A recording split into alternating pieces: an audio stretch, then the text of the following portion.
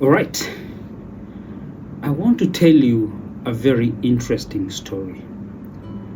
This is a story I'll never forget.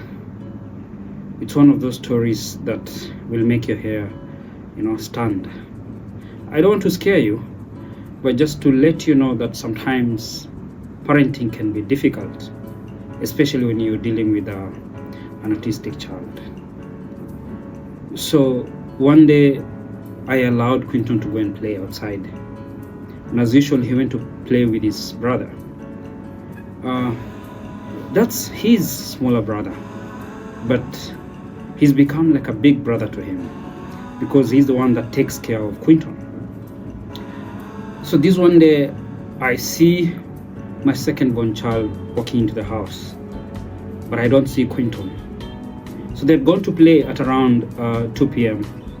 and my other son was coming back to the house around 6:30 in the evening. They have very many friends, and so this day they took a lot of time to play. So I asked my son, where is Quinton? And he was confused because he couldn't remember the last time he actually saw Quinton. And I got scared. I asked him again, do you remember where you saw him last? He said, but, and I knew there was a problem. So I asked him, can you let's go and show me where Quinton was when he was playing.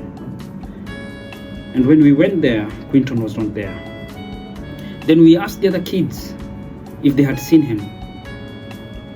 And the reply was that they had seen him around 3 p.m. So between 3 p.m.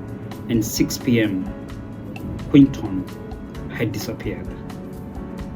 Where did he go? Did he go with someone? Did someone kidnap him? Was he just wandering around trying to find his way back home? We looked for him everywhere.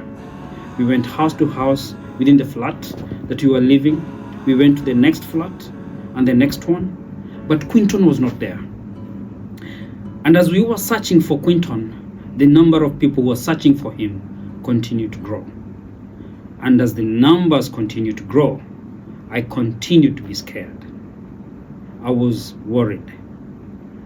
This was my first time to actually lose a child. I'd taken good care of him all along. But why at that time? He was around 7 years. Why at 7 years? And where was he getting lost? What did that mean to me? So we looked for him. 7 p.m. he was nowhere to be found. 8 p.m. nowhere. And as it became darker and darker, everyone started disappearing. Everyone who was with me looking for Quinton started going back to their homes. And I was left with a few people, around 4 people, from a group of over 25 people to 4 people. And we continued looking for him, and we had this crazy idea. We go to a police station and report, and then the police will help us look for him. So when we were just about to give up, I received a phone call. And I was told about a child who was in someone's house, and it seemed to be so dirty and muddy, and they were wondering who the child belonged to.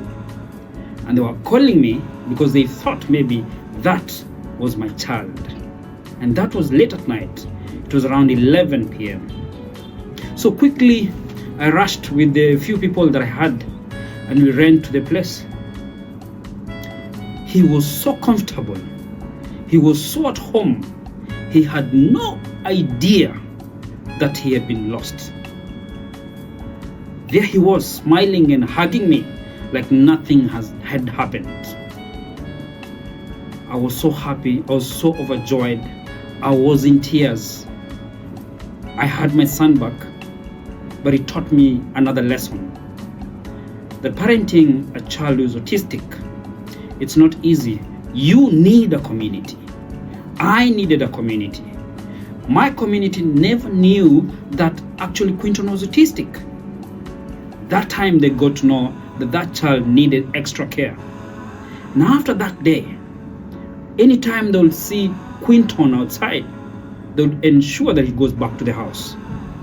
So friends and neighbors help me raise Quinton. Help someone raise their autistic child.